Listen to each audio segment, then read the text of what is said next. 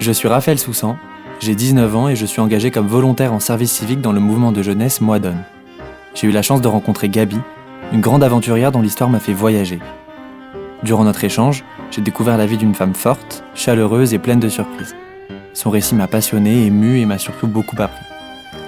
À mon âge, je dirais que Gabi se trouvait quelque part entre l'Égypte, la France et le Congo. Pour en savoir plus, je vous laisse découvrir son histoire. À ton âge. À ton âge. À ton âge. À ton âge. À ton âge. À ton âge. À ton âge. À ton âge. Le podcast qui lie les générations. Un programme proposé par Noé, le département jeunesse du Fonds social juif unifié. Bonjour, Bonjour Raphaël. je m'appelle Raphaël Soussan, j'ai 19 ans et je participe au podcast À ton âge de Noé pour la jeunesse. Aujourd'hui, je suis venu à votre rencontre, Gabi. Pour moi, vous représentez l'histoire d'une femme à l'aventure extraordinaire, pleine de voyages et de péripéties. J'ai des milliers de questions à vous poser et j'ai hâte de découvrir encore plus de choses sur vous et sur votre histoire. Alors, est-ce que vous pouvez vous présenter? Comment vous Oui. vous appelez? D'où Alors, venez-vous je m'appelle Gabi Dayan, et puis après Skinazi, et j'ai 87 ans. Je suis née en Égypte. Ma mère est née en Uruguay. Mon grand-père faisait la route de la soie, donc ma tante aussi est née, mon oncle aussi. Puis, quand il est décédé, ma grand-mère est revenue d'Uruguay en Égypte où elle avait toute sa famille. Donc, elle est rentrée en Égypte avec ses 3 enfants. Elle a accouché du 4e en arrivant. Déjà, c'était insolite. Déjà, c'était quelque chose de... À cette époque, on voyageait pas tellement, des voyages si longs. Il allait au Japon, il allait en Russie. Et malheureusement, ma grand-mère, ma mère, m'ont jamais raconté des détails de ce qu'elles ont vécu avec ce grand-père que j'ai pas connu. Comment c'était. On parlait pas dans le temps. C'est la première fois qu'on se rencontre, mais pour préparer ce podcast, j'ai écouté votre histoire. Et quand j'en parle autour de moi, j'ai l'impression qu'elle dessine le portrait d'une grande aventurière. Est-ce que vous pourriez vous présenter comme ça, comme une aventurière, ou comment est-ce que vous vous présenteriez? Une vie compliquée, différente des autres. Et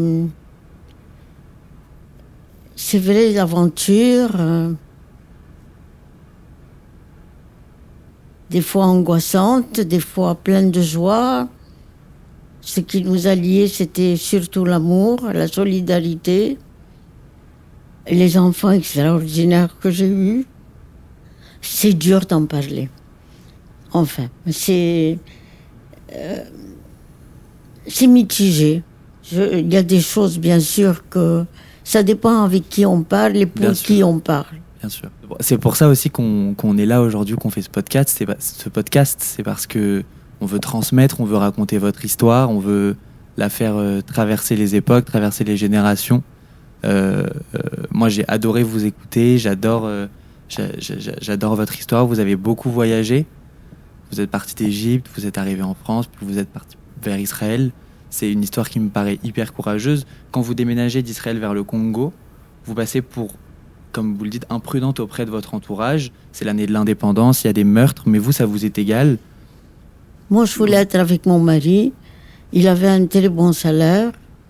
Et être ensemble avec les enfants. Mon mari, bien qu'il était interdit d'avoir la femme et les enfants à cette époque, mais il nous a quand même fait venir. Et c'était le 31 décembre. On est parti de Tel Aviv le 31 décembre. Et c'était le plus beau réveillon de ma vie, l'idée qu'on allait se retrouver finalement. Mais comment on fait pour trouver le courage d'affronter ces épreuves-là? Comment on fait pour pas avoir peur? Non, j'avais pas peur. Pas peur du tout. Pas peur du tout. Je voulais rejoindre mon mari à n'importe quel prix. Alors que j'ai eu mon fils Ilan, j'étais toute seule à Tel Aviv. Ma grand-mère est venue. Et après, il y avait 3 mois quand on est parti rejoindre mon mari au Congo. Non, j'avais pas peur. Je pensais pas comme ça. Avant d'arriver au Congo, vous avez d'abord quitté l'Égypte, puis vous Oui. avez vécu dans plusieurs pays. On a quitté l'Égypte avec ma mère et et mon frère.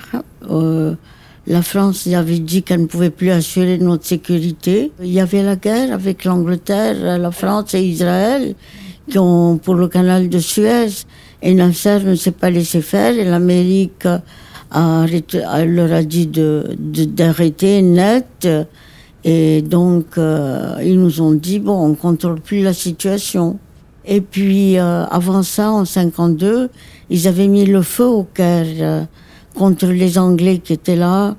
Et ils avaient mis le feu dans les grands magasins qu'on avait, dans les cinémas. Enfin, le Caire brûlait. Et puis après, ils ont renvoyé le roi Farouk. Mais au moins, ils n'ont pas tué ses enfants. Il est parti tranquillement sur son bateau. Mais il y a eu des choses qui se sont passées en Égypte.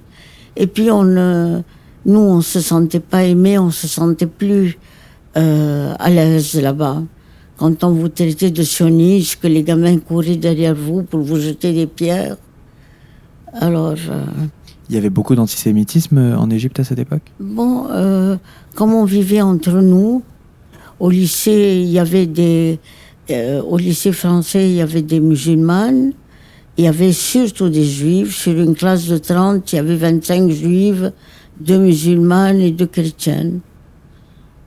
Et non, on n'a pas beaucoup senti. Enfin, après, on ne pouvait plus travailler que si on était égyptien et musulman.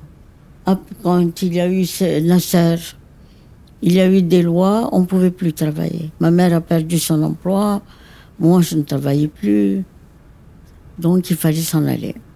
Mais on était très contents de s'en aller, c'était pas du tout le désespoir, là. Bon, on a laissé tout ce qu'on avait. On n'était pas riches, mais on avait beaucoup de choses quand même assez précieuses. Et on est parti... dans la joie, je me souviens sur le bateau, tout le monde riait, faisait des plans, il y avait beaucoup d'espoir. C'était magnifique. Ça m'étonne encore aujourd'hui. Et je me rendais pas compte qu'on était des immigrés. Et quand mon petit-fils me l'a dit, ça m'a beaucoup étonnée. J'ai dit, c'était plus facile pour nous que pour aujourd'hui, que pour des gens qui arrivent, qui ne parlent pas la langue. Nous, on a eu une éducation française au lycée et c'était vraiment ma langue maternelle. Tout le monde s'étonne et me demande pourquoi. Pourquoi, je ne sais pas. Pourquoi, d'où ça vient, je ne sais pas. Et pourtant, quand vous arrivez en France, rapidement, vous vous rendez compte qu'il y a beaucoup de choses qui ne sont pas comme en Égypte. Oui, quand même, il y a beaucoup de choses qui étaient dérangeantes. La façon de parler qui était assez libre, et nous, on ne parlait pas comme ça. Et puis, tout le monde est toujours pressé, on court dans le métro, on court. On n'avait pas non plus l'habitude. Enfin, il y avait le plein emploi. J'ai travaillé dans un bureau où il y avait des communistes. Elles étaient excessivement gentilles, elles m'aidaient. Et puis, on a eu la chance d'avoir un appartement avec les toilettes à l'intérieur et pas à l'étage. Parce que quand on s'est marié avec mon mari, on était très jeunes et on possédait rien. Et on cherchait un appartement et c'était un désastre en 1958. Il n'y avait pas moyen de trouver vraiment quelque chose de décent.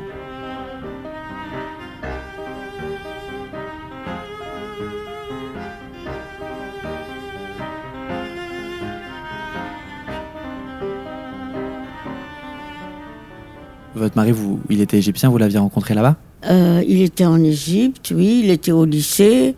On s'est rencontrés à la kermesse des éclaireurs. Et voilà, et on ne s'est pas quittés. Et après, lui a été en France pour étudier. Il était à la cité universitaire et moi, je suis venue après. Et puis voilà, on a décidé de se marier.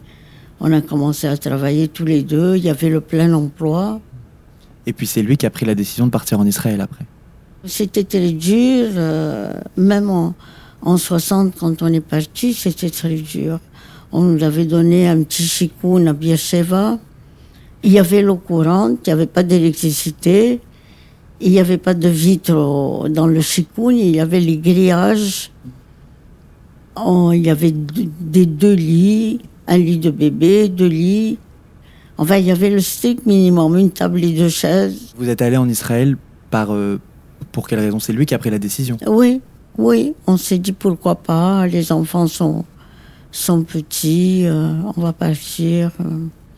Moi, je n'étais pas enchantée du tout, mais on pensait qu'on aurait pu fonder un foyer là-bas et bon, les conditions étaient très dures.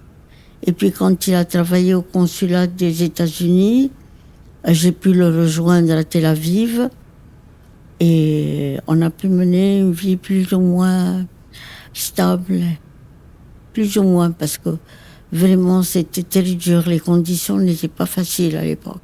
C'est parce que vous étiez séfarade? Il y a un lien par rapport à ça? Non, pas moi non, mais les autres personnes racontaient qu'il y avait un lien. Mais moi non, on était blancs, moi j'ai les yeux bleus, j'étais assez acceptée, j'avais pas de problème. Les autres on les traitait de shahorim, mais moi non, non, j'ai pas senti ça personnellement. Vous vous sentiez en sécurité plus qu'en France ou ailleurs, en fait, déjà à ce moment-là? Oui, la porte était toujours ouverte, j'ai jamais fermé ma porte. Et non, on était en sécurité, c'est vrai. Mais enfin, c'était pas tellement la sécurité qu'on cherchait qu'un avenir un peu plus brillant, un peu plus confortable, un peu d'aisance. Et c'était compliqué. Et donc, vous quittez Israël ensuite vers le Congo? Alors, quand il a eu la proposition de partir au Congo, il a sauté les pieds joints. Et on était tellement contents. Parce que c'était une autre porte qui s'ouvrait, et des conditions bien meilleures. Et tout le monde nous traitait de fous, mais pour nous, c'était magnifique. Magnifique. Vous arrivez au Congo, votre mari travaille sur place? À l'ONU, oui. À l'ONU, et après vous y restez longtemps, vous partez, où est-ce que vous allez après on est resté, et, on était à Lolo-Abour, dans le sud Kasaï, et puis on a été à Elisabethville. Les noms ont changé, je donne les noms que comment ça s'appelait avant.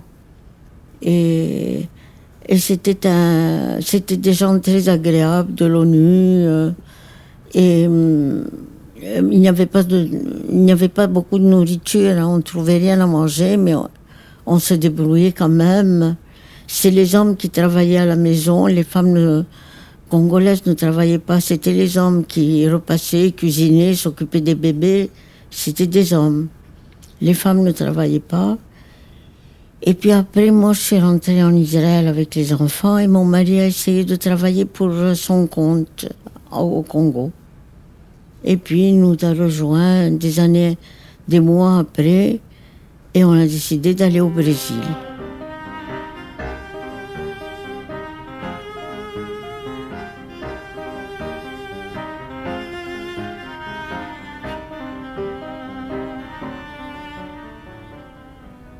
Vous parlez de vos enfants. C'était important pour vous de leur raconter ces histoires, de leur expliquer ce qui se passait, de les confronter réellement à... Non, ils étaient trop petits. J'étais toute seule avec des petits. Ils étaient trop petits. De toute façon, j'ai jamais raconté ces histoires aux enfants. Jamais, non. Aux petits-enfants. C'est ce que je disais hier avec un ami. Je lui dis, on a passé une génération et c'est les petits-enfants à qui je peux tout raconter. Même les choses que j'ai pas racontées à mes enfants. Avec eux, c'est plus facile. Avec mes enfants, c'est pas possible. J'ai un lien très fort avec eux et c'est beaucoup plus facile. Avec mes enfants, d'abord, je ne veux pas leur faire de la peine. Il y a des choses que j'ai pas envie de dire. Et non, avec les enfants. Et pourtant, on est très liés. Mais on se protège. Et donc, plus tard, vous mettez à écrire? Est-ce que c'était important pour vous, ça, de transmettre, de mettre sur le papier ce que vous aviez vécu ? J'ai écrit beaucoup plus tard, pas à cette époque. J'écrivais beaucoup plus tard, quand j'avais des choses à dire et qu'il n'y avait personne pour raconter. Donc, non, j'ai écrit beaucoup plus tard. Vous les avez gardés, ces écrits ? J'ai rien gardé du tout. J'ai rien gardé. Puis on a déménagé tellement de fois. Aujourd'hui, après tous ces déménagements-là, etc., vos enfants, ils vous ont suivi partout, en fait. Est-ce qu'aujourd'hui, ils vous en Absolument. parlent ? Est-ce qu'ils s'en souviennent ? On rit beaucoup. Ils me mettent en boîte en me disant « Ah, c'est comme nous, avec les valises, avec tes déménagements. » Non, on parle pas. Aujourd'hui, vous nous racontez à nous. Et ils vont entendre vos enfants. Et pas tout. Je Pas vous tout. raconte comme ça, en passant. Je vous raconterai pas tout. Ça veut dire qu'il y a encore plus de choses que ce que vous nous racontez à savoir. Bien sûr, c'est une vie entière. C'est des moments, c'est beaucoup de choses. Tout ce que j'ai dû faire pour survivre, pour continuer, pour aller de l'avant, pour ne pas divorcer, pour rester avec mon mari. J'avais une passion folle pour cet homme. Folle. Je ne sais pas si les jeunes aujourd'hui peuvent avoir la même passion que j'ai eue.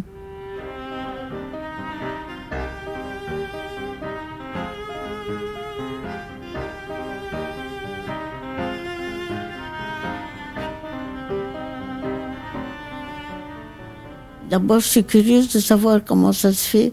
Ça peut vous intéresser, une histoire de vieux, vous êtes jeune, vous avez tellement de choses à vivre. Parce que je trouve ça tellement enrichissant et j'adore vous écouter parler. Et moi aussi, ça m'évoque un petit peu l'histoire de mes grands-parents, qui est un peu différente, parce qu'ils sont nés en Tunisie, ils ont émigré de Tunisie vers la France en 56. Mais ça fait écho à toute cette histoire pour moi, parce que pour moi, c'est l'histoire du judaïsme, l'histoire des Juifs qui est tellement riche, et la vôtre c'est incroyable. Oui, les Juifs sont partis de tous ces pays-là. Il n'y a plus personne. Enfin, en Tunisie, peut-être qu'il y a encore des Juifs, mais en Égypte, ça y est. Il y a peut-être 4 ou 5 personnes encore. Et ça vous a accompagné, ça, votre judéité, la foi, ça vous a aidé dans votre histoire, dans votre parcours ? La foi, non, mais la persévérance, le courage, la volonté. Et la judaïté, on est très laïque, nous. Très laïque. On faisait les fêtes, c'était un bon dîner, et tous se réunis, c'était fête. Mais rien de plus. Avec les plats qu'on faisait avec ma grand-mère, je les répétais, mais il n'y avait pas de prière, il n'y avait rien. Mon mari était athée complètement, mais juif jusqu'au bout des ongles. Il ne lâchait pas. Très laïque, en pensant que le partage, la compassion, l'hospitalité, c'est les choses les plus importantes pour moi. Et vous, comment vous vivez ? Moi, mes parents sont pas particulièrement pratiquants, mais moi un peu plus qu'eux.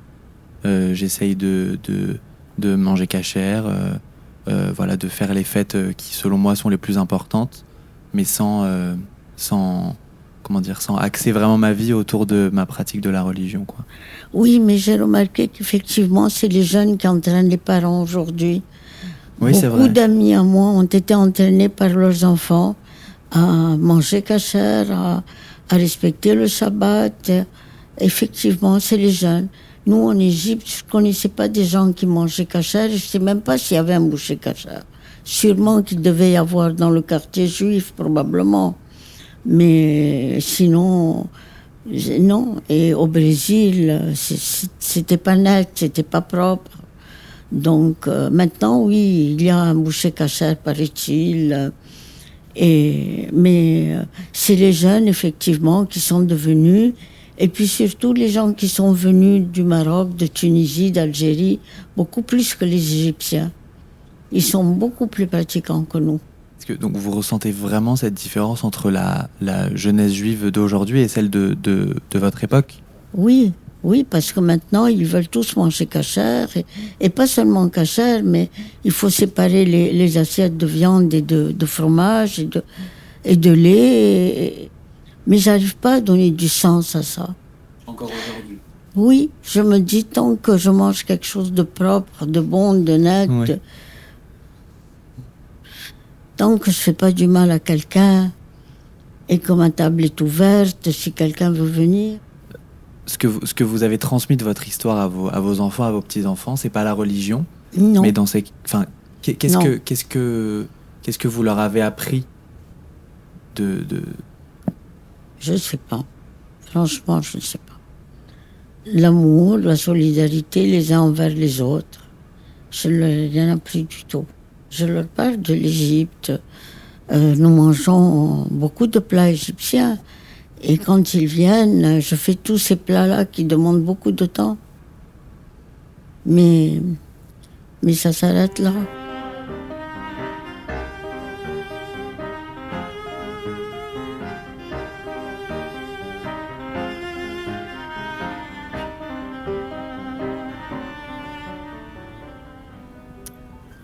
Aujourd'hui, la situation pour les juifs en France, ou en tout cas pour la jeunesse juive, elle paraît un peu compliquée depuis notamment le 7 octobre.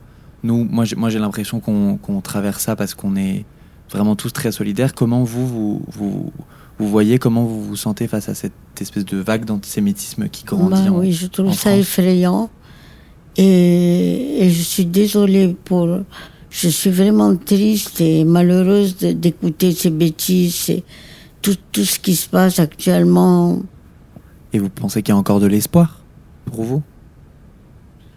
Enfin, moi, dans mon quartier ici, puis je suis en fin de vie, donc je ne me préoccupe pas beaucoup. Mais c'est surtout pour vous, c'est surtout pour les jeunes. Qu'est-ce qu'ils vont faire? Est-ce qu'on va lâcher? Est-ce qu'on va laisser les choses et s'en aller? Je trouve que non. Il faut pas, il faut lutter. Mais moi, non. Moi, je ne me préoccupe pas. Ça y est. Et vous, comment est-ce que vous avez réagi en voyant toutes ces manifestations à Sciences Po contre nous, et le 7 octobre? Moi j'ai grandi un peu en entendant tout ce qui se passait en Israël, à Gaza. Moi j'ai pas vécu tout le conflit israélo-palestinien, mais j'ai vécu une petite partie depuis ici, et ça a jamais pris autant de place dans mon quotidien, dans mes discussions, dans mon rapport à ma religion, à Israël, etc. Ce qui nous fait peur à nous, c'est surtout l'antisémitisme qu'on ressent vraiment pour la première fois. Moi, j'ai jamais vraiment été confronté à ça, mais depuis récemment, un peu plus déjà. J'avais juste une dernière question Oui. que j'avais envie de vous poser. Si vous aviez un conseil à vous donner à vous, à la Gabi de 19 ans qui vient de quitter l'Égypte, qui est sur le bateau, qu'est-ce que vous lui diriez? De l'amour, de l'amour, de l'amour. Merci beaucoup. De rien. De rien, ça m'a fait plaisir de bavarder avec vous. Ce podcast est proposé par l'Action Jeunesse du Fonds social juif unifié, dans le but de favoriser un échange intergénérationnel entre de jeunes volontaires en service civique et leurs aînés. Si vous avez aimé ce podcast, n'hésitez pas à le partager autour de vous pour nous soutenir.